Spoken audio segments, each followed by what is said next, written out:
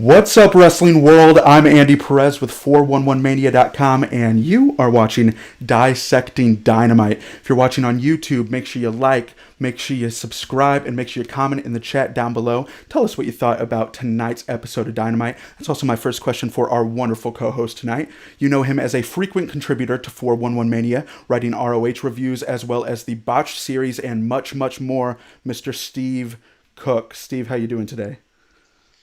Oh, I'm just doing fantastic, good sir. I'm basking in the afterglow of AEW Dynamite. Yep, basking in the afterglow of another, might I say myself, wonderful episode of AEW Dynamite.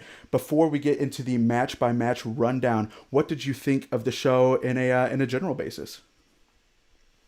In a general basis, I think it continued a lot of business that was going on. We saw the continuation of the championship determined to determine number one contender. We saw the further build of a man that will be challenging for that championship at Full Gear.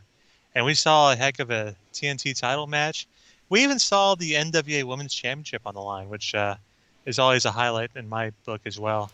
And we also saw the return of Mr. Eric B.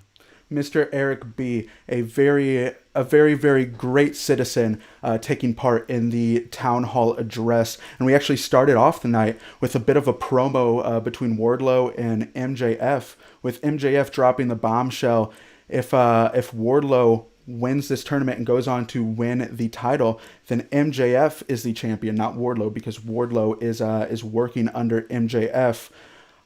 Luckily, we won't have to worry about that scenario because we had Wardlow versus Adam Page in the first match of the night. What did you think about this match between Wardlow and Adam Page?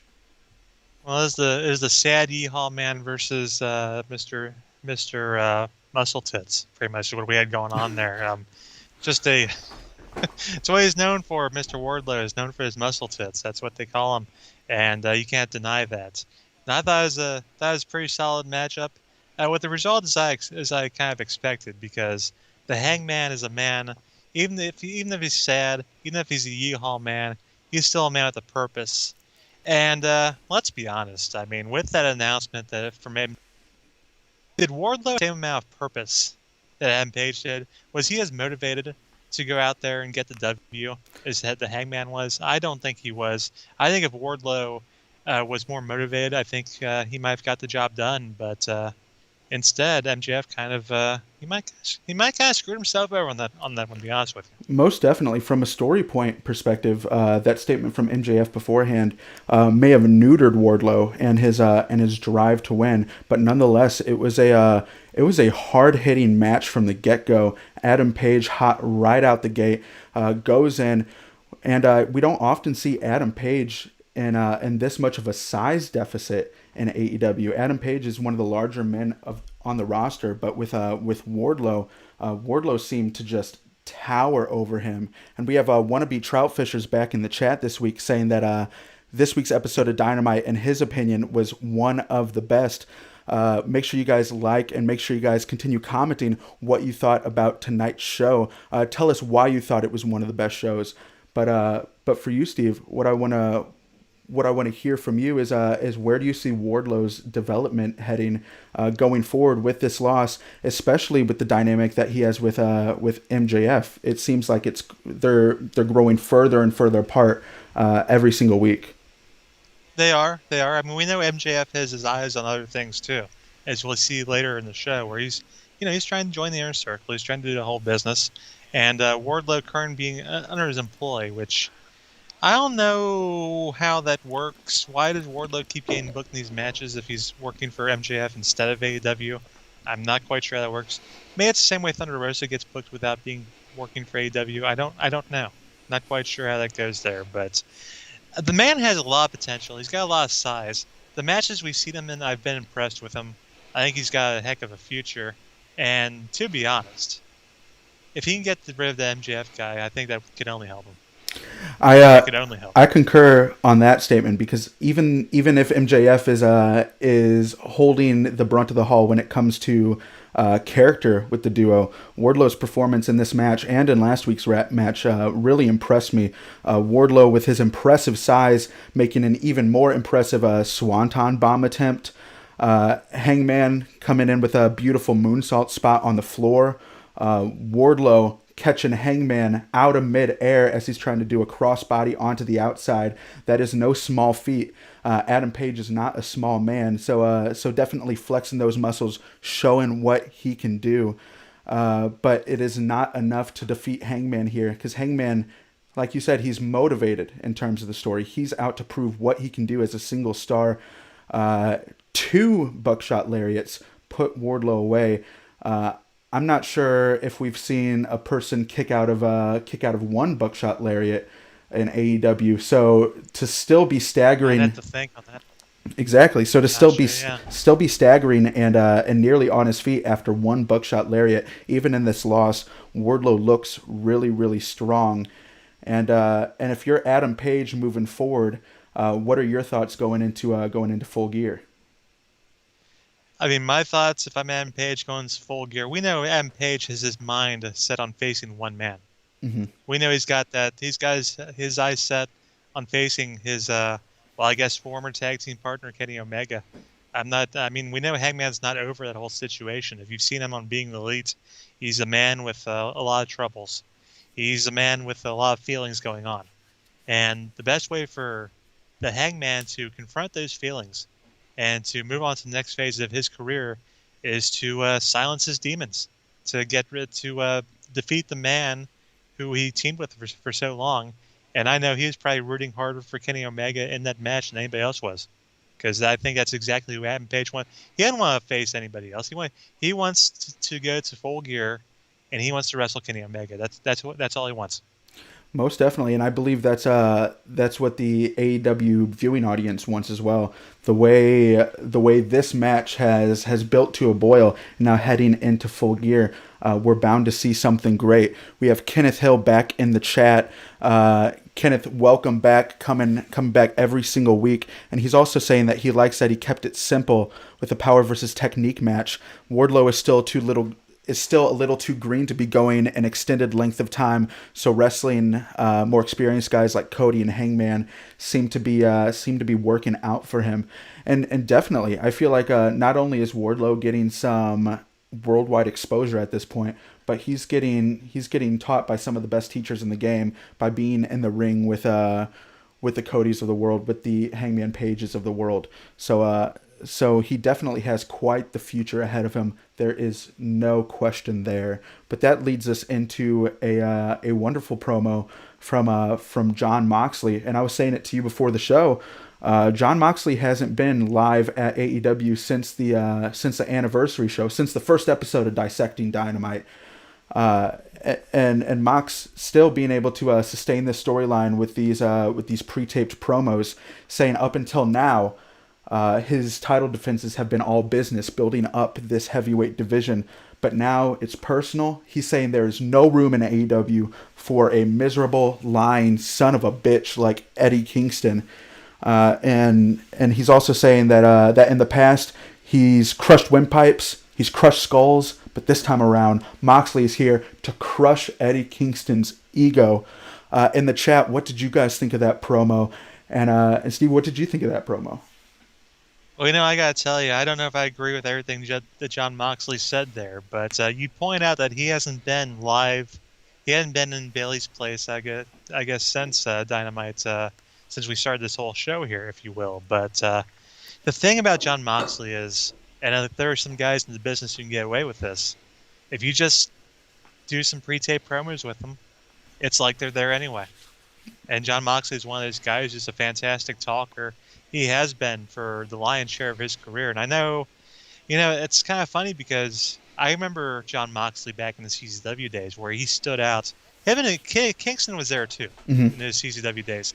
And those guys stood apart from everybody else on that roster when they cut promos. And we've all seen Eddie talk as well. But and maybe Mox might have lost that a little bit during his WWE run. He had some good moments there. And he had some other moments that weren't so great. But I got to tell you that ever since he's been in AEW, to me, the guy's been on fire. It's a shame. One of the great shames of the pandemic. We talk about all these title reigns that are, taking place in front of nobody. And I think Jon Moxley in front of a live crowd for the last several months would have just been fantastic. Most definitely, and even without the live crowd, thankfully he's a strong enough of a performer to be able to hold that fire. And in my opinion, you really felt that fire during this promo. There are a lot of promos out there that when they're cut, they just don't seem genuine. They don't seem like they're words that came from the performer's brain out of their mouths. It's obvious that people are being puppeteered or something of that nature. Even when Dean Ambrose was having promos written for him, he still had the ability to make it seem genuine and to have that fire. So doing this work in AEW, it's not only refreshing, but it's some of the best promo work that I've seen in his career. And He's got a capable, and the best thing about it, he's got the perfect opponent to do it with too, because Eddie Kingston can hold his end of the line pretty easy. most definitely. And Kenneth Hill in the chat is saying that Edge back in 2008 is a prime example of someone being able to build a feud through promo work and in-ring mannerisms rather than strictly being there match to match. And I assume he's talking about Edge's feud versus The Undertaker back in 2008. A lot of performers had to hold up their heavy end of the feud, facing performers like the Undertaker. This is a very interesting situation where Moxley and Kingston are both full-time workers, but they're still able to hold each other apart until the final build to that match. Because I believe next week we're going to have Jon Moxley and Eddie Kingston face to face again, the first time since that anniversary show, and it seems like a momentous occasion because they've been so sparing in their use of actual in-person promos. Yeah, and that's something we kind of got away from. Yeah, I mean, really starting back in the Attitude Era and the Monday Night Wars and all that stuff, where everybody was there every single week, and you couldn't keep them apart for too long. You just see match after match after match after match, and WWE is still like this in a lot of ways, where they can't have a show without having so and so on the show. You can't do that, but AEW can. At least they're showing you how you can do it. I mean, Moxley doesn't have to be there every week. I think Eddie Kingston still does need to be there every week, simply because, although people like you and I have seen him if we see him work, we know he's good, but there's still people out in that AEW audience that might not know that.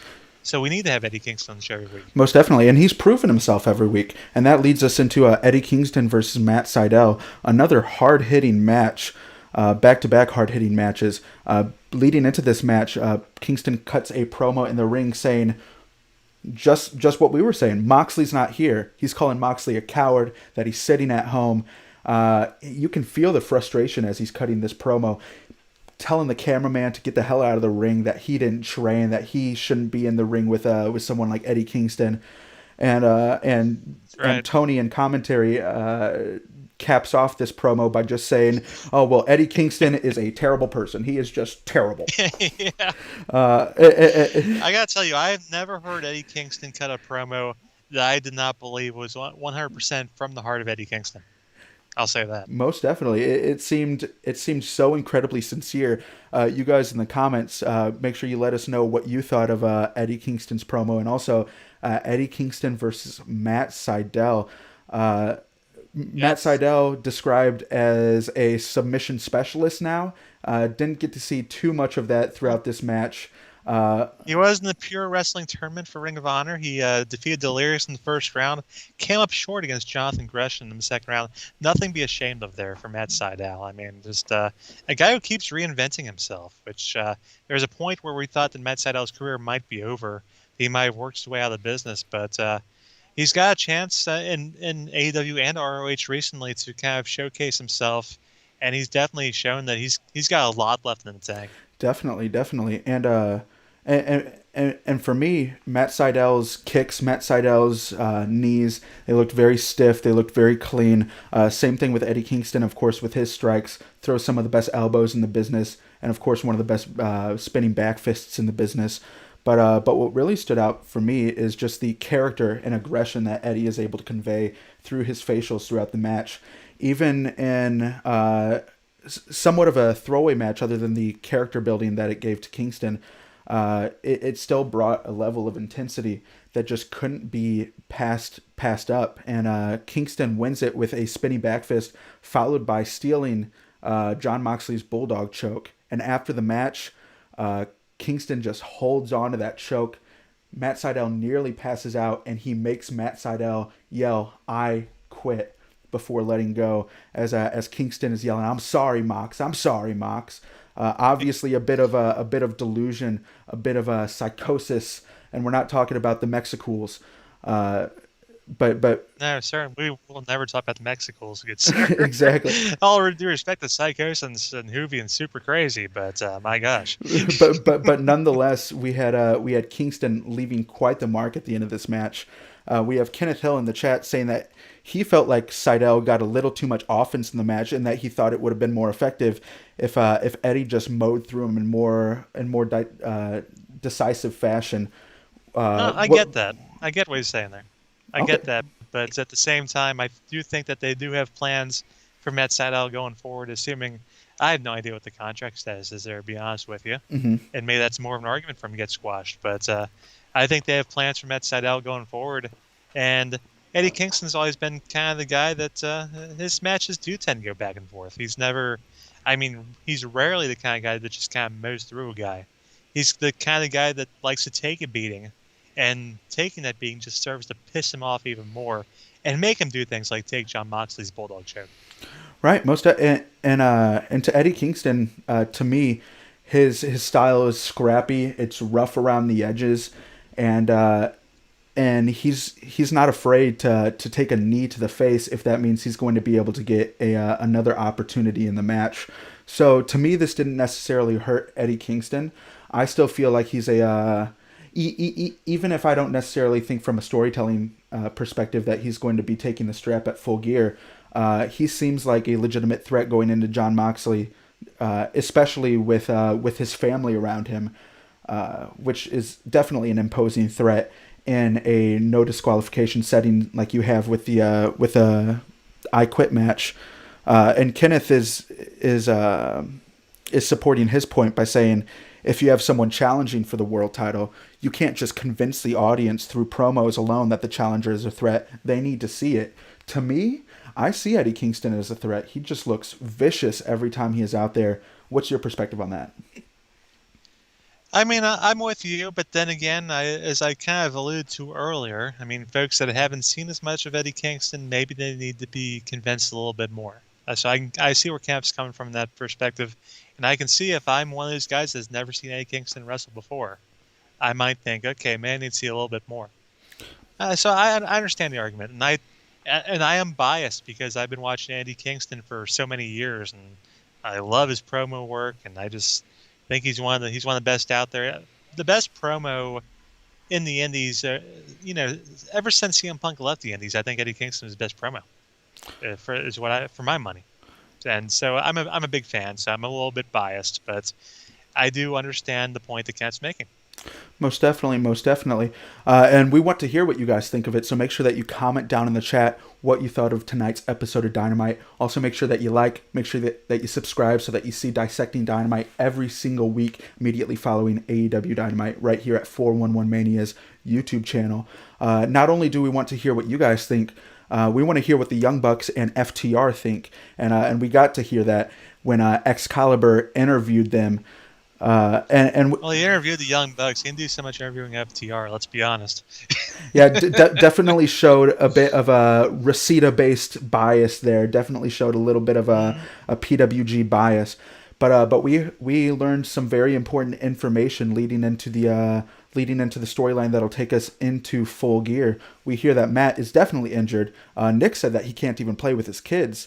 But they'll be at Full Gear regardless. FTR says that they do not care what the internet says about them attacking the Young Bucks. They don't care about a dream match. All they care about is holding on to their titles. The Young Bucks come back and they say that they don't care about they don't regret their actions over the past month or so. They felt like that they were missing an edge before that, and FTR has brought back that killer instinct. And then finally, the cherry on the sundae if Young Bucks lose at Full Gear, they will never challenge for the titles again. I think I've heard this stipulation before, maybe just less than a year ago with AEW with a Mr. Cody Rhodes. But The Full Gear tradition, apparently, the Elite decides they're not going to challenge for titles anymore if they lose a match. So I might not want to go down that road if I'm the Young Bucks, to be honest with you. I don't know. It seems like risky business, although I suppose maybe they can convince TNT to bring in some tag team championships because they got enough tag teams for it, for God's sakes. We got tag teams coming out the wazoo, so why not have a TNT tag team championship? Just why not? Little title for Young Bucks. We could do that, sure. They definitely Why not? they definitely have the support in the division to pull off something like that. One of the strongest tag divisions across all of wrestling. But I want to hear what you guys in the chat thought about this revelation. And also, last week there was a bit of contention in the chat. People saying that they thought the Young Bucks were maybe stepping back on the heel turn that they had been pushing for the past month or so. We didn't. It's been awkward. Yeah, it's been a bit of an awkward turn in story. Obviously, there's a dream match going into Full Gear, but we have I guess I'd consider the Young Bucks maybe a tweener team now that they tried to justify it as well as they could in this promo, and then we have FTR with a full blown heel duo there. How do you feel about this story dynamic going into Full Gear? Is it as strong as it could be? See, it's not as strong as it could be because, I mean, FTR, we know they're great heels. There's no doubt about that. Mm-hmm. And I think the ideal thing would have been to have FTR playing the heels, Young Bucks playing the faces, and then once the Young Bucks lose that match, that's when they start doing the stupid shit. That's when they start super kicking Tony Schiavone. That's when they decide they need to go a new direction.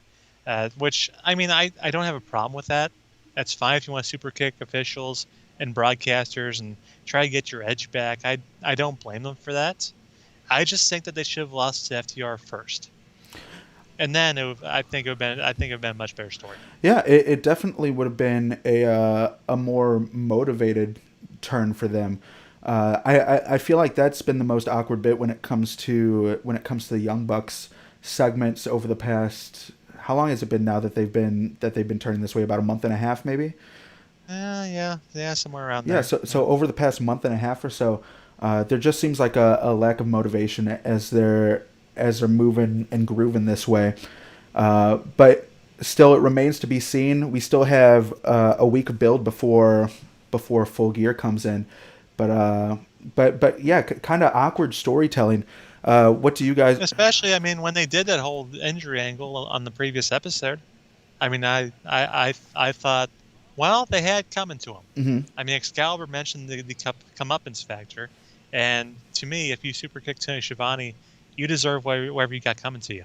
So yeah, I was fine with them getting Pillmanized. That's fine with me. Most definitely. Definitely felt like that they were trying to get a bit of sympathy there. At the time, but now a week removed, and with this promo, it seems like they really just wanted to add a bit more intrigue into the match, and maybe an out for the Young Bucks in case they do lose. Oh, we didn't lose; we lost because of an injury, and we've seen that many times before. And we have Kenneth in the chat saying that he finds it fascinating how in sync the Bucks are in the ring, but you can clearly see a difference in their attitude during promos. Matt's over the top, whereas true. Nick is reserved, and I feel like that schism. That's always been true. Yeah. And that schism has kind of been built in AEW for a few months now. If we remember the Elite getting a bit cocky months back, and we have Matt really pushing the merchandise, while Nick is maybe a bit more reserved.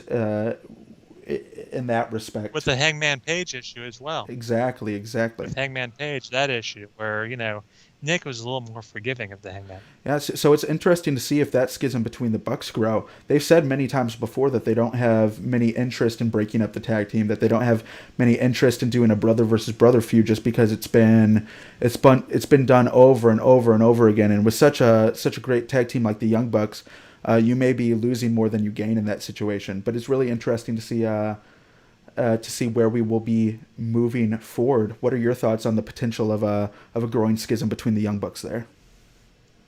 Um, the thing is, when you kind of hype that we're never gonna break up or it's never gonna happen, doesn't it kind of make you think it's gonna happen?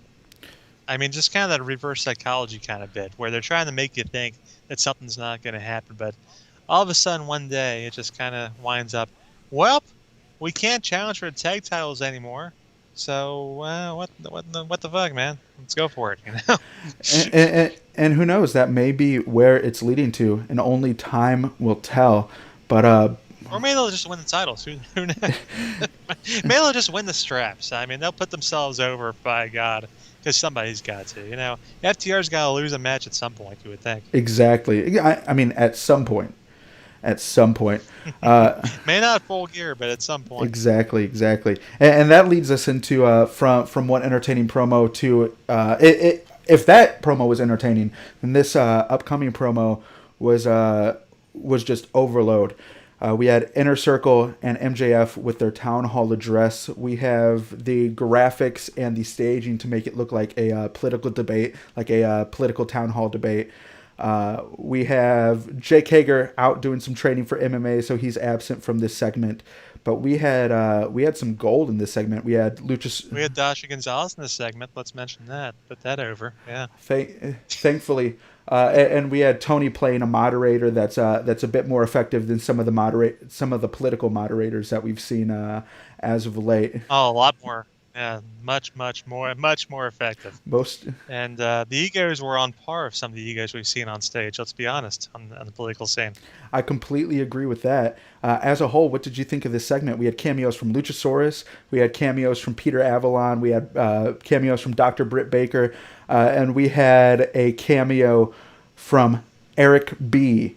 Making a return. What did you think of this segment and the storyline that it built between MJF and Chris Jericho? And you guys out there, what did you think of the segment in the comments? Well, we got some good answers from folks from AEW. We got the appearance from Eric B. Always a highlight to see Eric Bischoff back on TNT programming after all these years. But I gotta tell you, if I'm a member of the Inner Circle and I see this guy MJF, the way MJF talks about himself, talks about everybody, why would I want MJF in my group? I wouldn't. I mean, and that's a compliment to MJF, you know, being the asshole that he is. I mean, no disrespect there, but I can't imagine anybody wanting MJF join their group. Yeah. And it's kind of interesting to see where it goes. They're building it. They're building up the match though. They set up the match with Jericho and MJF, where if MJF wins, he could join the Inner Circle. And it kind of makes you wonder what happens if MJF wins and maybe MJF winds up running the Inner Circle. He definitely has the potential of it. The comparisons were made flat in front of our face between MJF and Chris Jericho, how similar they are at the core of their characters, just being basic prima donnas, being natural and forceful leaders. And as you said, why would they want MJF to join the Inner Circle? We heard that sentiment being echoed by other members of the Inner Circle, particularly by Sammy Guevara throughout the entirety of this show. A bit of a mini feud between Sammy Guevara and MJF going forward, and it looks like we've seen Sammy and Ortiz have come forward as not being behind MJF, and I guess Santana is apparently on the fence.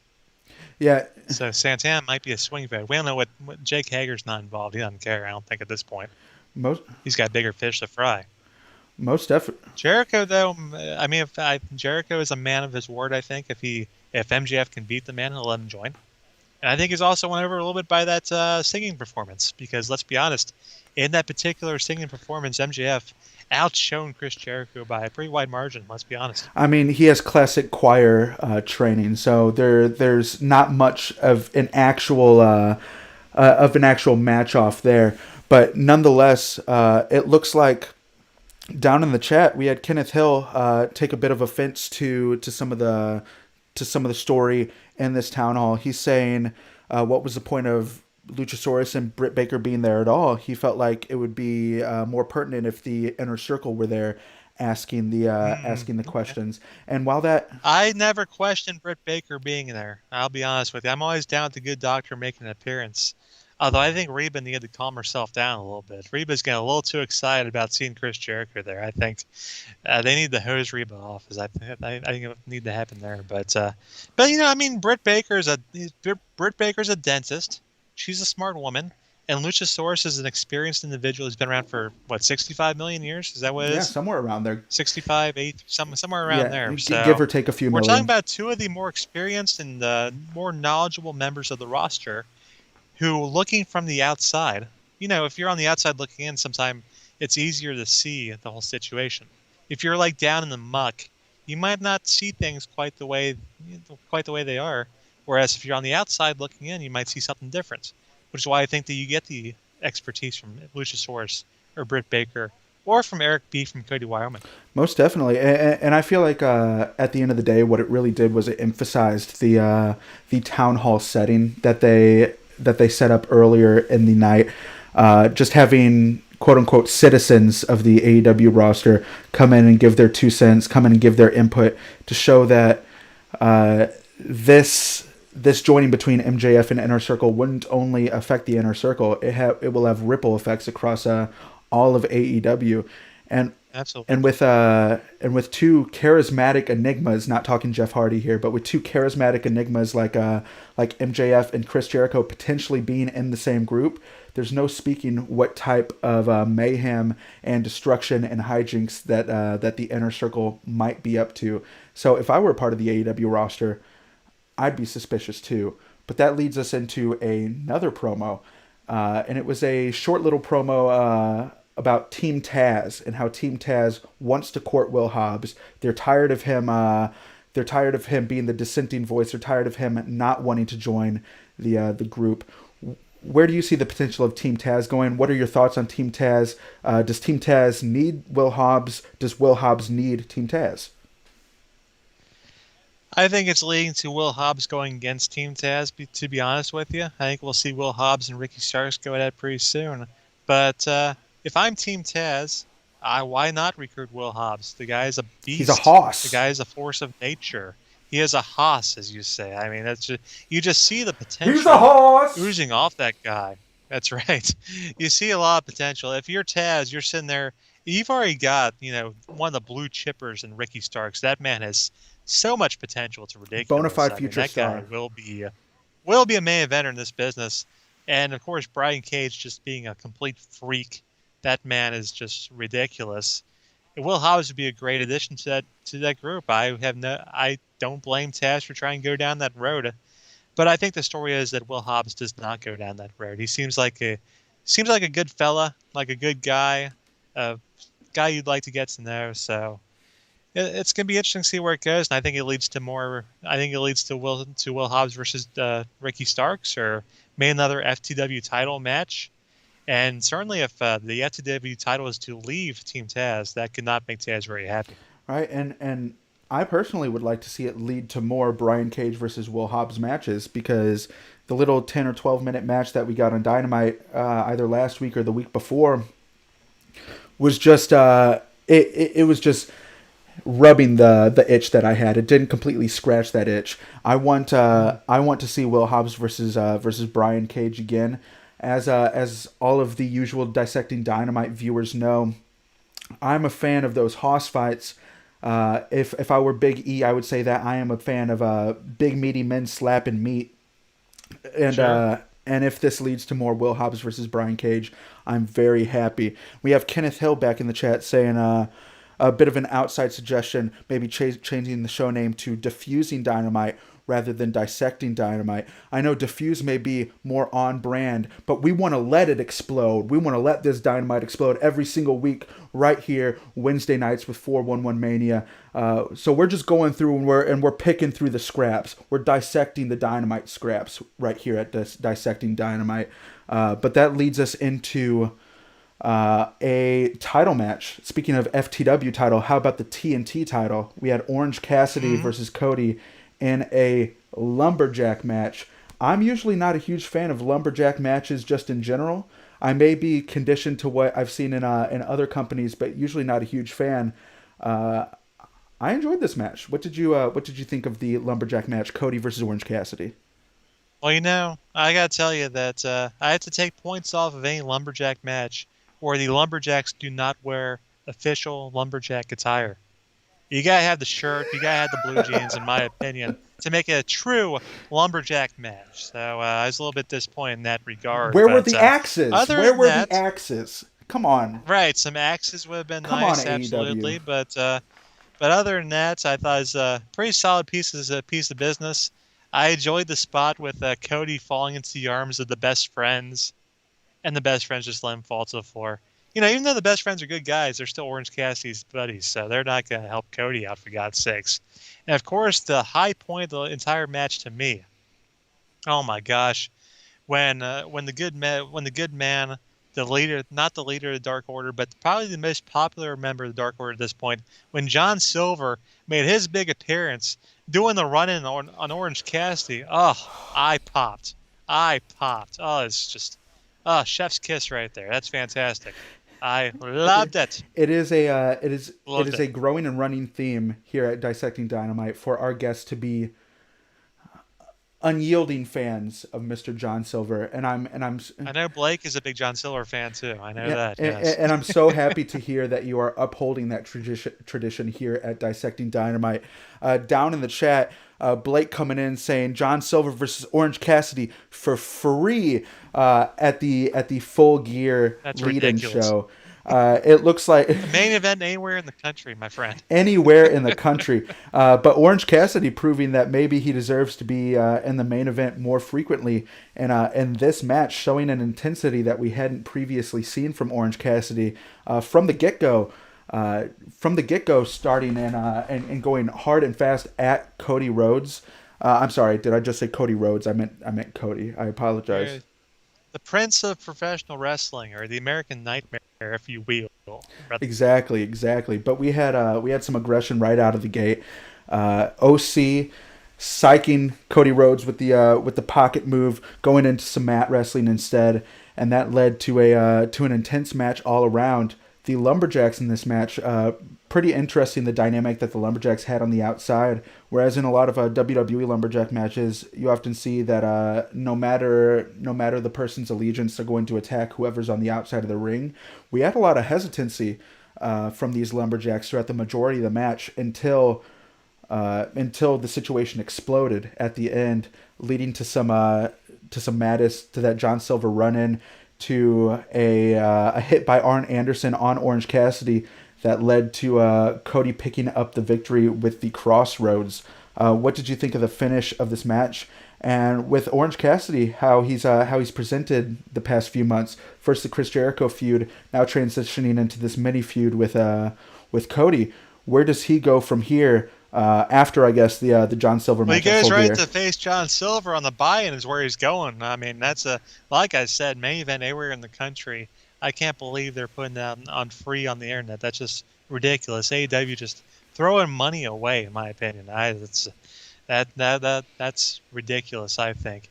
And what about Arn Anderson here getting his shot? What's up with Double A, the Enforcer? He's kind of been feeling his oats lately, hasn't he? What's going on there? Man, we're really going back and forth with Arn Anderson's actions throughout the past few weeks, because in the middle of this match you have Cody Rhodes doing the Scott Steiner spot, doing the push-ups mid-match, and Arn does not like that. I don't think Arn liked Big Papa Pump back in the day, which is ridiculous because Scott Steiner is a wonderful individual. Big Papa Pump. The most likable man in both wrestling and Shoney's restaurant establishments, Scott Steiner.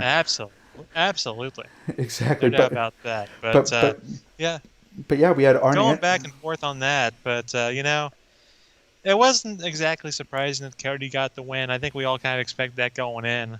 I mean, and we also expected Orange Cassidy to put on a show, because those of us in the know, I guess, know that Orange Cassidy, a heck of a worker, has been for a very long time, has found the correct gimmick in the correct place.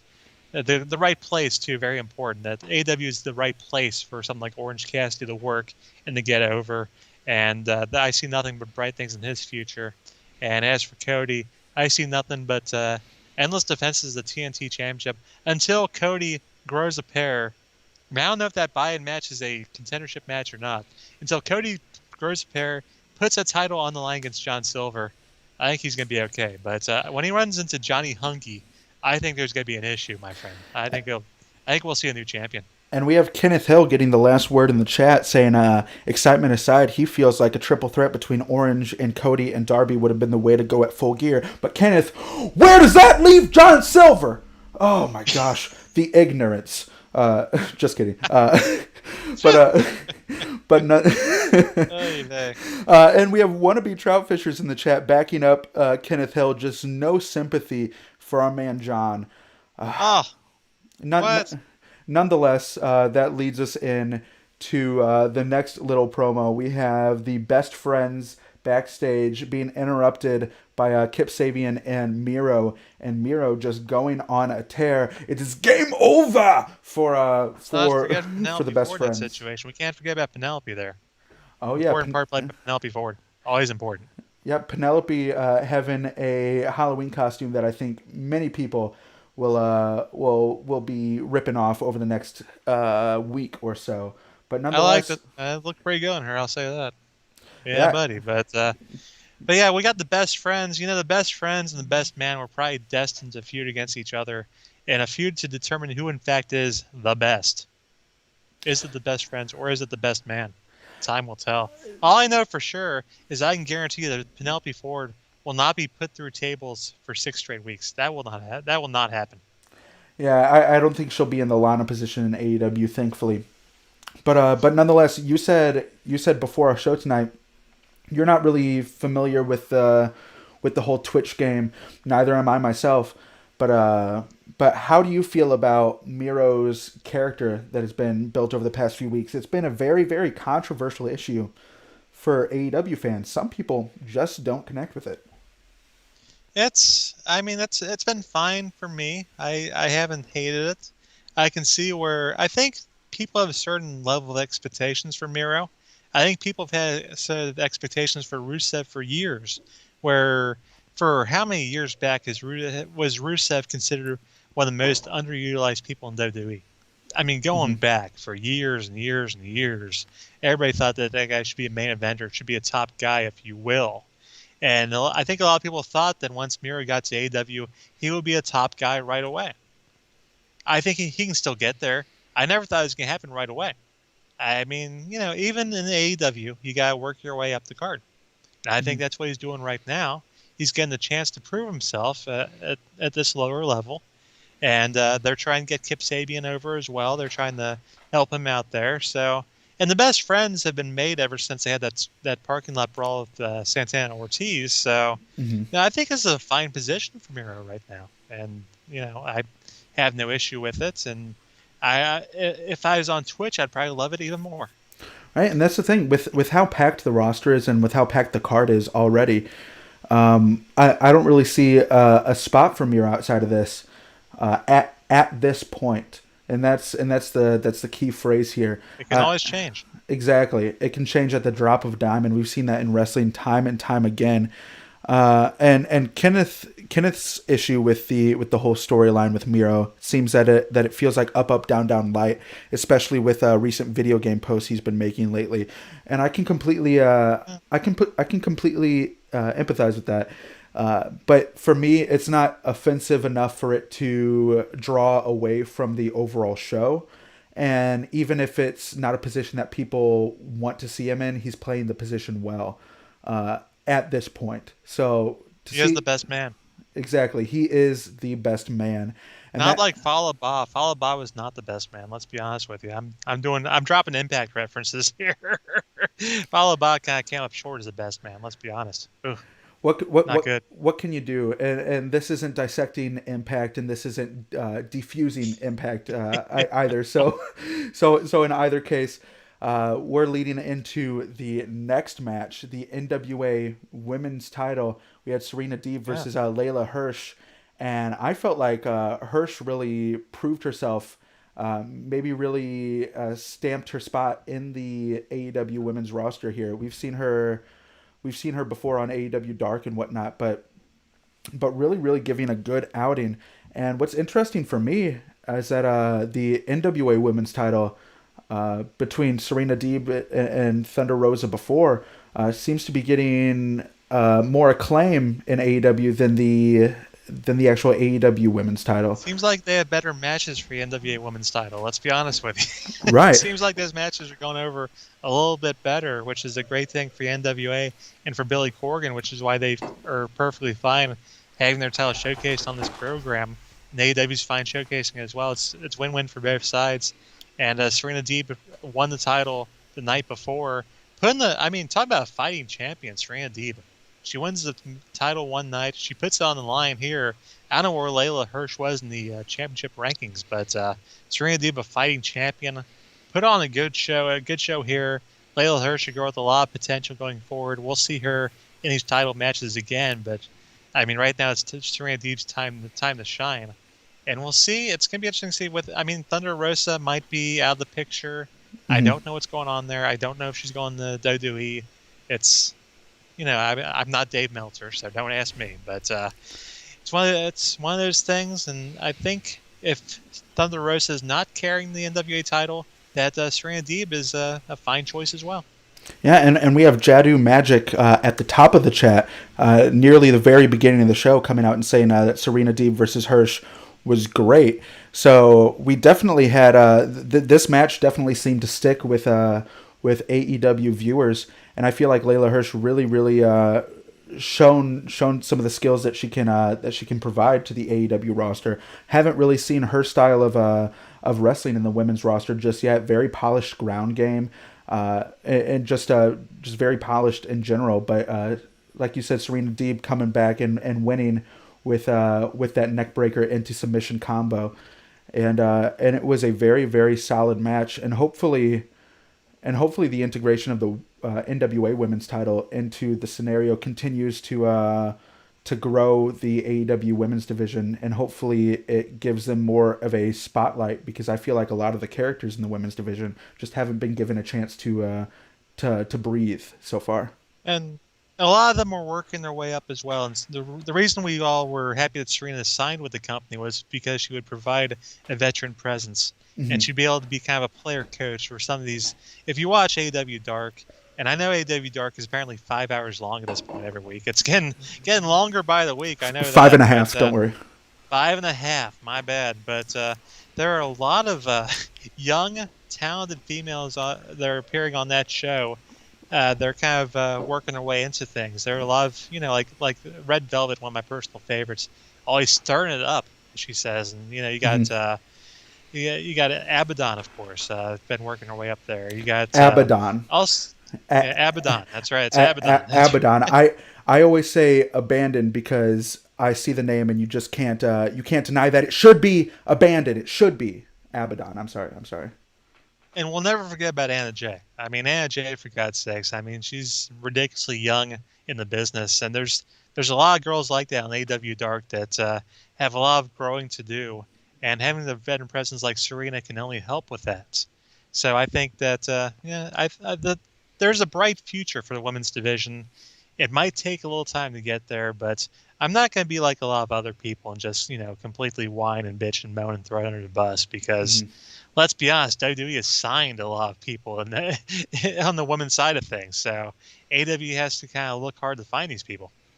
Right. They have a whole bunch of Legos with no instructions right now, so they're just trying their best to build this division as best they can. We have wannabe trout fishers down in the chat saying, "What about the Spears match? Don't get ahead of yourselves, because we're about to lead into that right now." But it was a lengthy showcase of athleticism and brutality. One of the greatest matches I've seen in recent memory.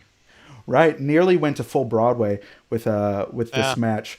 It was a 30-second time limit on that. Yeah, exactly. And leading into this match, I was a bit worried, because I was thinking to myself, "Oh man, we only have a half hour left in the show. How are we going to have this match and also give the proper time to Kenny versus Pentagon?" I got my answer pretty quickly. Your stream of the show was a few seconds ahead of mine. Yeah, so it's not a problem. It's not a problem. That'll be all right. Right. So as the bell was ringing for me on your end, you're saying, "Oh, well, that was quick." So I gave a breath of relief that this was a squash match, and then we had a bit of A bit of rambunctious attitude from Scorpio Sky after this match, wearing a very interesting Halloween costume, throwing candy into the ring, and then The shades of the old school wrestler Mantar from back in the day. exactly, as you said, Jim Cornette would be proud. And Yes. then and then so we have a Scorpio Sky versus Spears feud that has been building on AEW Dark for the past few weeks, and now it looks like that is going to continue or conclude during next week's AEW Dynamite. Let us know in the chat what you think about this Spears versus Scorpio Sky feud, and also make sure that you're liking and that you're commenting and that you're subscribing for future episodes of Dissecting Dynamite. But you, what do you think about this little mini feud that we have going on right now? I'm trying to remember the name of the fella that Sean Spears defeated. Is the three initials? Was it VSK? Yeah, it was VSK. It was VSK. Okay. Yeah. Apologies, VSK. Yeah, that was certainly a match that happened is a thing. And the good thing for Sean Spears, I know he has a very stellar record in AEW competition here in 2020. But the man's strength of schedule has been hampering him in the RPI, in the AEW rankings. He doesn't get the respect he thinks he deserves because his RPI is down the toilet due to the type of competitors he has been facing. And Scorpio Sky is going to be a big boon to his non-conference schedule. And he might be able to push Sean Spears up into the NCAA tournament. I'm telling you, because that's Scorpio Sky, nothing to sneeze at, a stellar competitor, and definitely wore that Mantar outfit pretty well. Gave old Sean Spears the business. It was a good time. While I agree for the most part, with all due respect, I do have to say I don't think the NCAA gives a shit about Sean Spears right now. But but that the NCAA might be investigating Sean Spears for all you know. For all you know. Exactly. And Kenneth has a suggestion. He says that he thinks that they're kind of rebooting Spears after the failed tag partner angle and refocusing on his singles career. And with him being, I believe he's in the top 5 of the rankings this week. We'll have to wait to see until the rankings rundown at the end of the show. But it remains to be seen how that refocusing is going to pan out. But that leads us into the final match of the night. We have Kenny Omega versus Pentagon, and what was surely to be a banger of a match. We had a brand new a new entrance spiel again for Kenny Omega this week, quoting various online circuits, and I wasn't able to catch all of it, but it looked like it looked like Roberts really had a hard time holding his breath throughout that whole run. But I did not hear a Larry Zonka quote in that, so I didn't really care. Exactly. To be honest with you. But nonetheless, Kenny Omega versus Pentagon, a matchup that a lot of people were looking forward to. For you, did it pay off? How did this match work out for you? Well, I mean, it definitely paid off. And I know a lot of people were disappointed too, because a lot of people want to see Kenny Omega versus Rey Fenix. Unfortunately, Rey Fenix got knocked out of competition, and Penta had to take his place. But and we were talking about it before, whereas, a lot of people were talking about how Kenny Omega has been underutilized in AEW, which I think has been on purpose, kind of building him up for later on. And I think you classify both Penta and Rey Fenix, the Lucha Brothers, as folks that have been underutilized in AEW for the past year or so. And I think this matchup was a good chance for two guys who a lot of us think are underutilized to go out there, kick some ass, and show why they are two of the best in the business, as they say. And they both brought it as I would expect them to, as most people would expect them to. And I've been a big Penta fan ever since the Lucha Underground days. There's just something about that guy. He just has this charisma about him. Or we were talking about how, Rey Fenix is probably considered the better in-ring competitor of the two. But Penta's got the charisma. Oh, yeah. He's got that going for him in spades. He has the charisma. You saw that stick out tonight, too. The charisma and the character and the intensity. And that intensity showed through this match. Right when Kenny showed that he was wearing the AAA title, Rey Fenix's AAA title, or what was Rey Fenix's AAA title. Yes. Kenny beat him for the title. That's right. Right. And drew that line in the sand. from the get-go, that chop battle that the two had, leading into just some of the intense strikes that both of these men shown. We had a tope con hilo from Kenny Omega at some point. We had some major impactful moves from Pentagon as well. And there's not much that we can say about this match that the aura around these two men already provide. If you hear Kenny Omega versus Pentagon and you don't get excited as a wrestling fan, then I'd argue that you don't have much of a heartbeat. Because they showed themselves as the performers that they can be, and the big news, the big result coming out of this match is confirming that at Full Gear we will have Kenny Omega versus Adam Page in a match that has been wonderfully built over the past handful of months. Where's your mindset leading into this momentous match? Well, that match has been pretty much not quite a year in the making, but pretty close to it. I mean, it was kind of building through their tag team days where maybe they weren't the perfect matchup, but they were a pretty darn good combination. And once they lost the title and Kenny Omega decided to split, Hangman's had a little bit of a crisis of confidence, some stuff going on there. But like I said earlier, the one guy that M Page wants to face in this tournament is Kenny Omega. He's getting Kenny Omega at Full Gear, and I think that's gonna be a heck of a match. I'm telling you, those two boys could steal that show. I might be surprised that it's gonna be. You know what? It's a stack card. Mm-hmm. So let's be honest. There'd be a lot of things that steal that show. If I was gonna put my money on one match, just to kind of blow everybody's mind out of the water, I think Omega and Page can get it done. Oh yeah, Omega and Page is surely going to be if it doesn't become one of the most well-regarded matches in AEW history with the storyline that's been leading into it, I feel like it will be a disappointment for people. The amount of story build that has been going into this match, but yeah, a very packed card at Full Gear. Like you said, not only do we have Kenny Omega versus Adam Page, we have Eddie Kingston versus Jon Moxley in an I Quit match as well. And Kenneth Hill in the chat actually saying that while the match was a banger for him, it surprised him in terms of the overall build. He figured it would be a case of Hangman clawing his way to the final versus Omega cruising into the final. Omega definitely didn't cruise through this match. It was no, he didn't. I mean, if you get booked, that's part of the bracket too. I mean, he got booked. He got in a bracket with the Lucha Brothers. Whether you face Penta or Phoenix, you're not gonna cruise through that. You're not cruising through either of those guys. Let's be honest. Most definitely, that's not gonna happen. And Kenneth L. also a very interesting question in the chat. Hangman being the first person to kick out of the one-winged angel. Are you for that or are you against that? I'm a big Hangman and Page guy, so I would be absolutely for it. Absolutely 100% for it. Yes, sir. And it's one of those situations, while that would be an amazing storytelling point in the match, I want a full crowd to be able to be there when somebody does finally kick out of the one-winged angel, because... fair point. That's fair. But yeah. Can we wait for that, though? Can we really wait for a full crowd at this point? Let's be honest. The way things are going here in the United States of America, I don't think we can count on there being a full crowd for anything anytime in the near future. I don't know. Especially not in the state of Florida, but that's for a different podcast to talk about. But nonetheless, we had an amazing show. But in your mind, what do you think for you was your wrestler of the week? Who do you think stole the show for you overall on the October 28th edition of AEW Dynamite?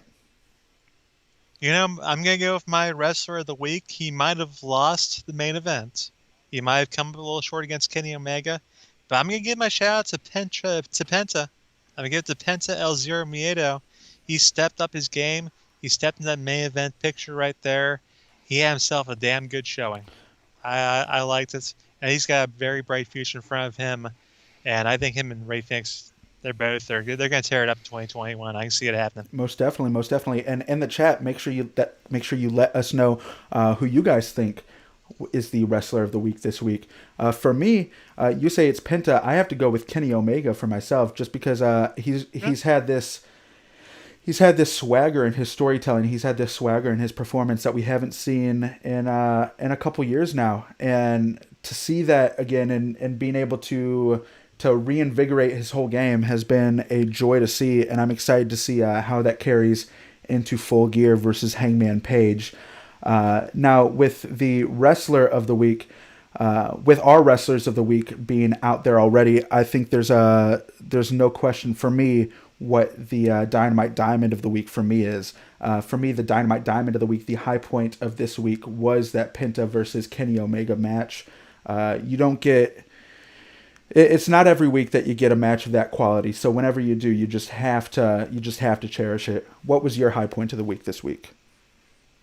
Well, I mean that's the obvious choice right there. It's a fantastic matchup.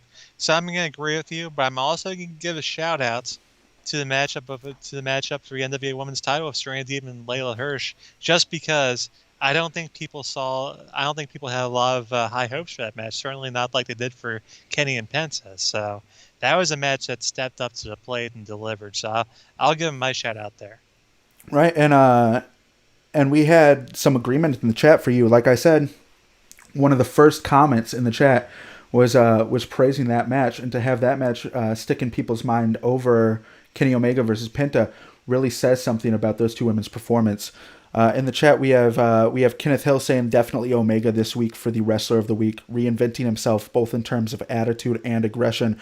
Whereas wannabe Troutfisher is on the other end of the spectrum. He's saying that his wrestler of the week is Hangman Page, definitely putting on a very impressive showing versus Wardlow. Can't disagree with that. But with every good, there is a bit of bad. For you, what do you think the Dynamite dud of the week was? For me, I mean, I see where the interview segment with FTR and the Young Bucks kind of had its purpose to build some certain things and whatnot, to build the same stipulation we saw at Full Gear last year. I can kind of see where people are arguing in favor of that. But to me, it just kind of left me flat. You had Excalibur completely ignoring FTR. Like, what the hell? So it kind of felt like they're trying to do the whole UFC interview to lead up to the big match at the start. Mm-hmm. And it didn't really do it for me.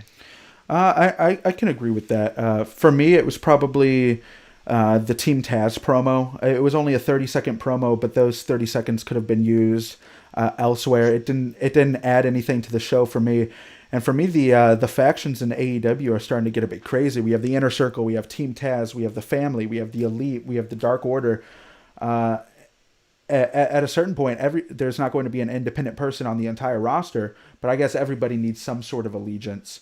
And with the lack of factions overall in the mainstream wrestling world for the past handful of years, I'm kind of all right with that number. You know what, though? It's kind of the opposite towards WWE for a long time, whereas nobody could ever have friends. Especially the babyfaces in WWE could not have friends. Like, every single WWE babyface had no friends at all. They would just keep getting beat up for endless amounts of hours because nobody cared about them. So I like the fact that a lot of the AEW people care about each other. I can definitely see that. And we have Kenneth Hill down in the chat again saying even though Matt was pretty over the top in that Young Bucks interview that you were speaking of, he feels that streamlining the town hall segment would have led to a better build for MJF versus Jericho. And I can definitely see that. You can tell that the programming around MJF and Jericho has definitely been indulgent for the past handful of weeks. I'd say that's a bit of an understatement, but I'm just such a fan. Fair. I'm just such a fan of both of their character works that I seem to look past it. So obviously, I'm a biased perspective there.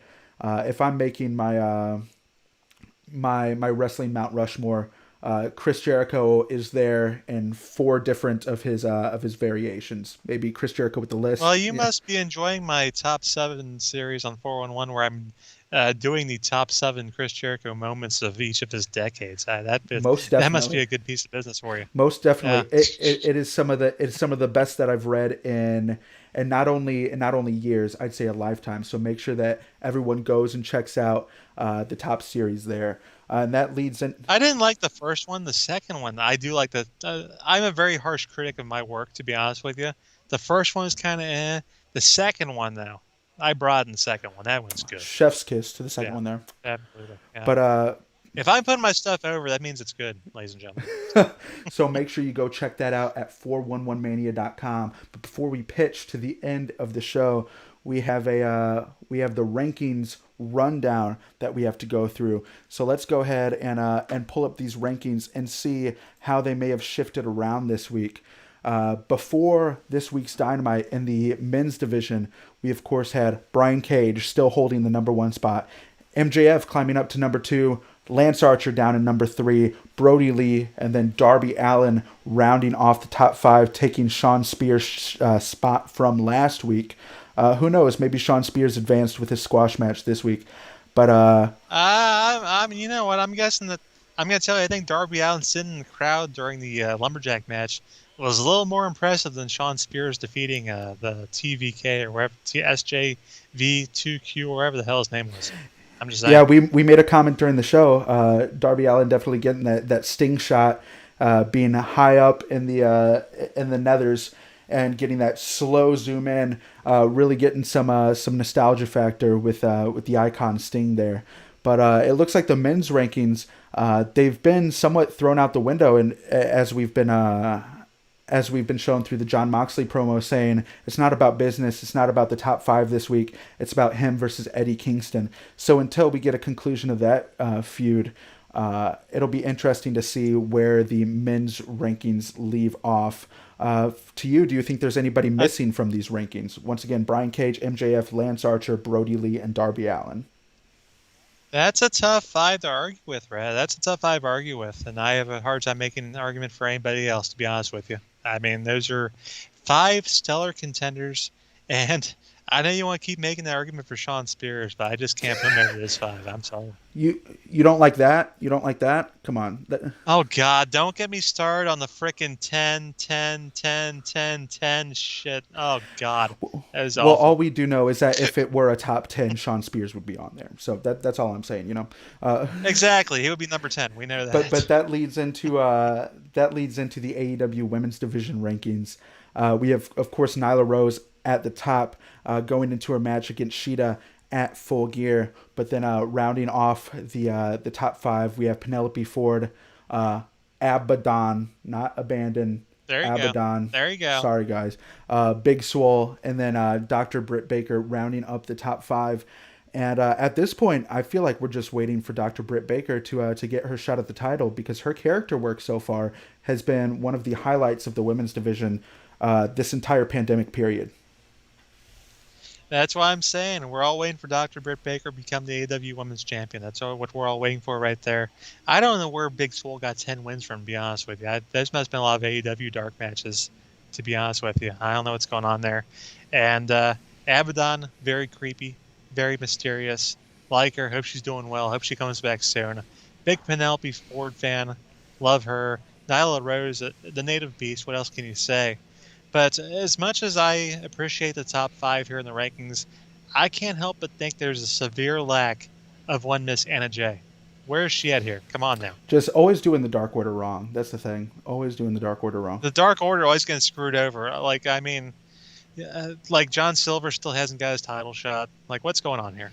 What are we doing? And the Dark Order also not showing up in the tag team rankings. We have the Young Bucks number 1, obviously. We have the Best Friends number 2. We have the, what do they call it? Not the Rhodes, the American, what are QT Marshall? The Natural Nightmares of Dustin Rhodes and QT Marshall. How could I forget? How could I forget? Oh, yeah, a severe lack of the bunny now for them. So sad, too bad. Poor QT Marshall, his entire bank account just ran dry by the bunny. But you know what? Gotta do what you. What was that? $15? Hey, you gotta do what you gotta do to make a buck. So I'm all right with the bunny doing that. And then of course the Butcher and the Blade and Santana and Ortiz rounding off the top 5 for the tag division. And of course the big story here is just it remains to be seen. It's the Young Bucks versus FTR. And leading into next week, we have quite a show stacked up. We have Miro versus Trent, trying to resolve a bit of the Best Friends versus Game Over storyline. We have Shawn Spears versus Scorpio Sky coming out, trying to resolve a bit of that. We have Cody and the Gun Club versus some members of the Dark Order, and then of course we have Moxley and Kingston face to face leading into Full Gear. And I believe our job here at Dissecting Dynamite is just about done. So make sure that you guys like, make sure you subscribe, make sure you leave another comment down below. Tell us what you thought about the show. I'm Andy Perez. You're Steve Cook. And ladies and gentlemen, why don't you go check out 411mania.com. Can I say one last thing? Of course. I gotta say one last Let's thing. hear it. I gotta say one last thing. I gotta give a shout out. Okay. If I hear one more Tracy sucks chant, everybody dies. Everybody's gone. So don't you say it. Don't you chant it, ladies and gentlemen. We'll see you next week.